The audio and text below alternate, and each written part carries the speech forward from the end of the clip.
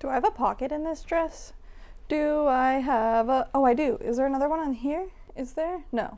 Hey friends, and welcome back to another episode of Lolita Reacts. I'm shocked, honestly, how many people have requested that I react to Deerstalkers. I don't really understand why. I feel like a lot of people want me to react to videos that I can heavily criticize and we can learn from and see mistakes.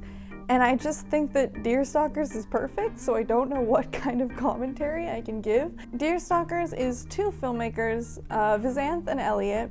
I don't know if they have an extensive team. Those are the only two that I'm familiar with who kind of run their channel. They're really talented cinematographers and editors, and they used to make a bunch of Lolita videos, a bunch of different ones, and now they've leaned more towards cosplay geared videos, which are still really fun and great. I really enjoy them, but I do miss when they would make more Lolita content. I am a huge fan of Deerstalkers. They're like one of my dream collaborators. I would love to make a video with them someday, but I do have a little bit of a history with Deerstalkers.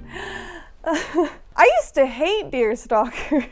Deerstalkers made shit Lolita say at the same time that I made shit Lolita say, and for some reason I thought that people had to choose between me or them. And this wasn't anything that they said to me, this isn't anything that like, I don't think anyone said to me. I just had this feeling like, oh, only one of us can do this, and obviously they're doing it so much better, so like they're gonna be the end of me and blah, blah, blah. And then I remember very clearly and very vividly, I was at a meetup in Mexico and the Lolitas there were talking to me about Deerstalkers, and I was trying to pretend like I was in on it and like I watched them and like I was a fan of them, but I had never seen any of their stuff because I avoided it because I felt like it was competing with me and oh, so stupid. But I remember these Lolitas talking to me about it, and I remember thinking that it actually sounded like really good ideas.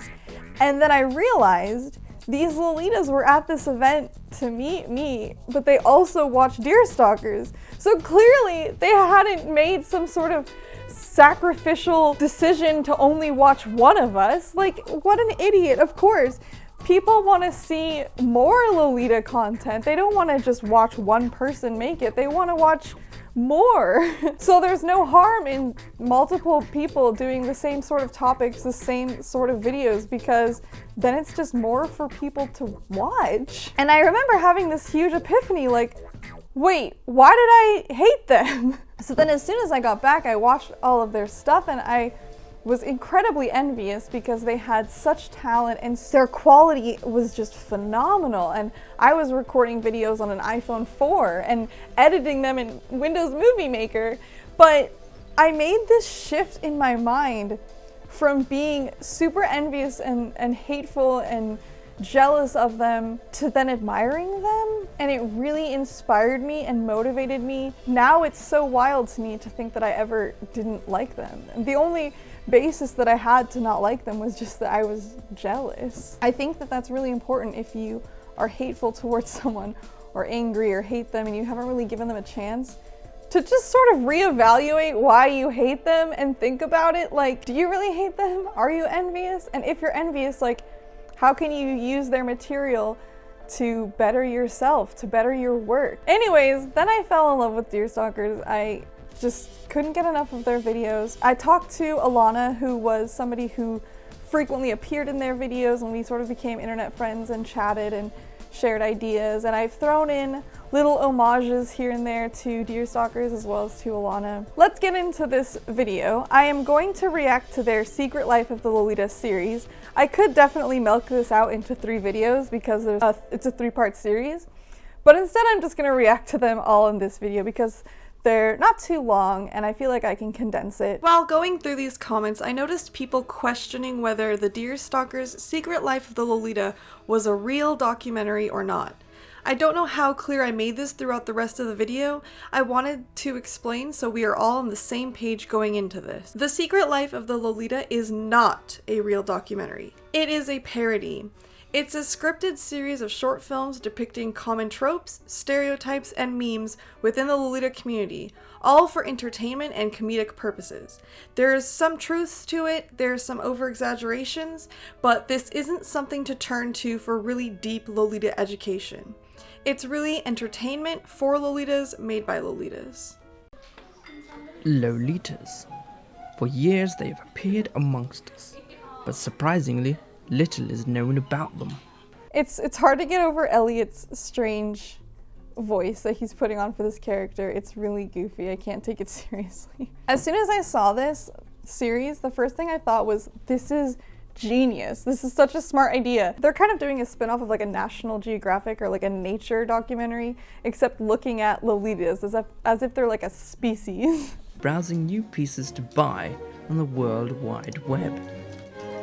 Generally considered hoarders, Lolitas collect all manner of kawaii things and use them to adorn their nests. Milky Fawn's collection was phenomenal. It is amazing. I'm glad that there's so much documentation of it through Deerstalker's videos, because her room and her collection was so extensive and she worked so hard for so many years to get all of these pieces. It's really extraordinary. These living dolls will typically spend several hours each day maintaining their appearance.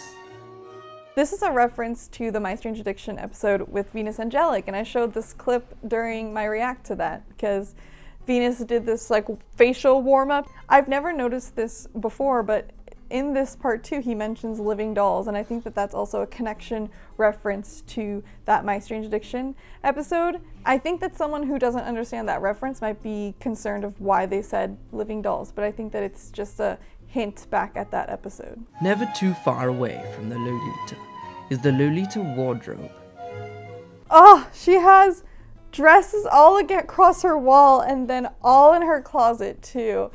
Oh my goodness, this is top tier, just phenomenal. I know that some people may see this and think, oh, she's spoiled, how does she have this much brand, oh, and blah, blah, blah. Someone must have bought it for her, blah blah blah. But I know for a fact Milky Fawn worked very, very hard, very long hours, and that she collected these pieces over a number of years and really put in a lot of work to grow this collection. It wasn't just handed to her, and I think that's important to mention. These carnivorous creatures require a lot of sustenance to maintain their magnificent coats. That's such a great way of putting it. I don't know what to say other than that. It's genius. It's so smart. This is Elliot, one of the cinematographers, editors, directors. He's also the voice speaking right now. He's one of the main Deerstalkers. His face is so good.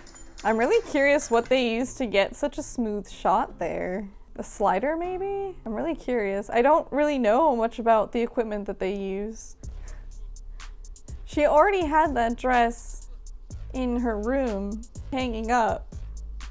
Maybe they should have hid that dress in the previous shot. I found one flaw, Deerstalkers. You're only one continuity error. Oh, I love the shot.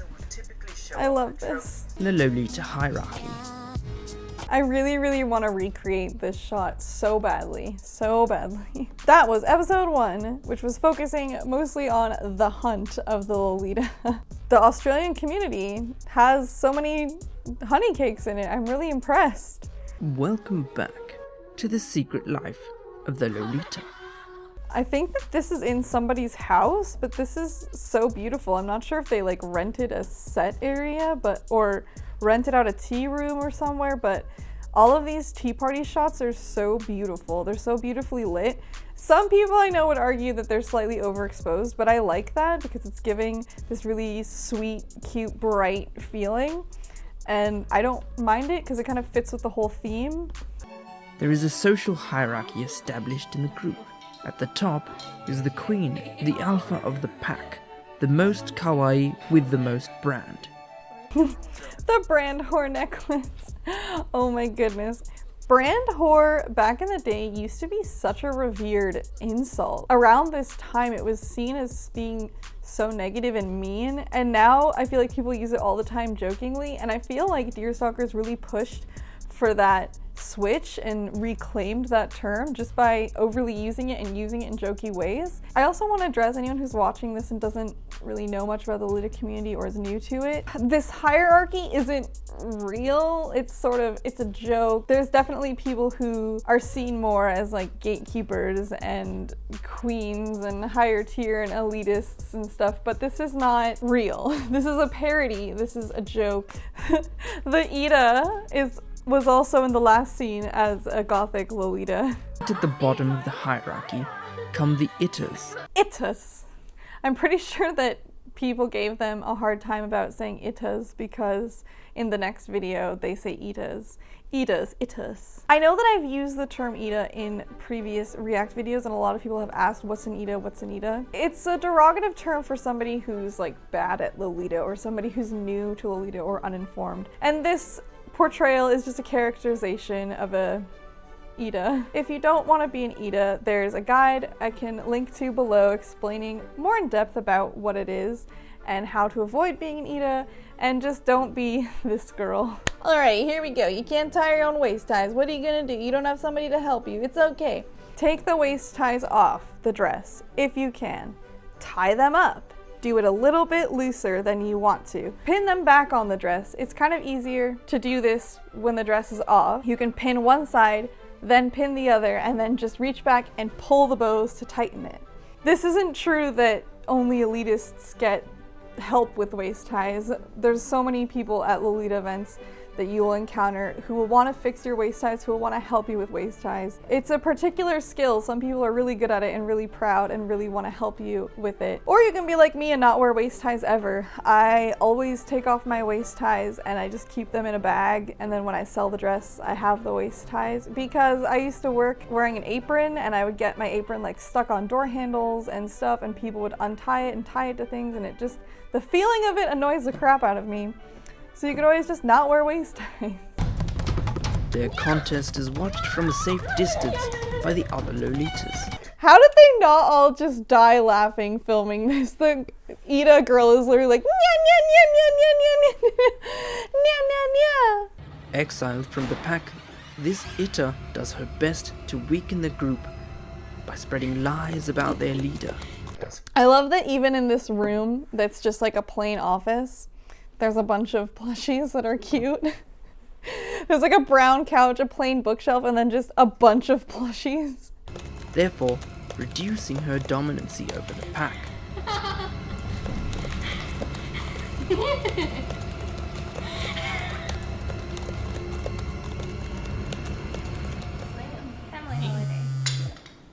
Oh my gosh, that background, I love that image so much of Rilakkuma Sweets. I love it so much. It's one of my favorite pieces of art.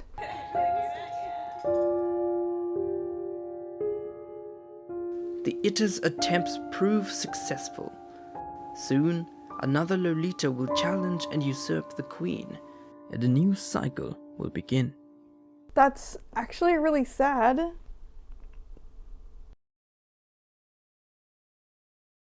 Because it's sort of what happened. I didn't think this would affect me so much. Milky Font was faced with a lot of hate. She got just people were overly criticizing her, and I said I wasn't gonna get into this, but here we are. Milky Font, Alana, never really wanted to be, she didn't really want to be a Lolita YouTuber. She didn't want to be a big personality, and she got involved with Deerstalkers to have fun with her friends, and she was faced with a hell of a lot of criticism and people just being mean and hateful towards her, and ultimately was one of the things that made her leave Lolita. It's awful to think that something that she so obviously loved and worked towards and put so much work into, people made her hate that. I don't know, it's easy for me to avoid all that shit because I'm severely dyslexic. I have a visual processing disorder where I can read something and I don't retain it. So I don't read forums, I don't look up that stuff. And I understand why you would get drawn into that stuff and why it would affect you so badly. And I remember talking to her and having conversations about like, just don't look at it. Just don't go there, like listen to all the people who love you more and support you. And she just couldn't. And she already had doubts in her mind, and she already was kind of getting tired of the fashion, which happens to people. Like, you get an interest and then you get over it, you get tired of it, you move on to something else. But the way that she left was kind of extreme. I don't think she would have had that drastic of a disappearance, really, if it wasn't for the shit that she dealt with. I want all of you to remember this when you're tempted to post hateful things about someone online. If you like this fashion and you post hateful things about other Lolitas, you're hurting yourself too. You're hurting the community. You're scaring away people who could contribute so much. We are all weirdos in the eyes of the general public. We all love the same thing and go through the same struggles. So please, support each other. And remember what this did to Melkifon. And probably tons of other people too that we never got the chance to know.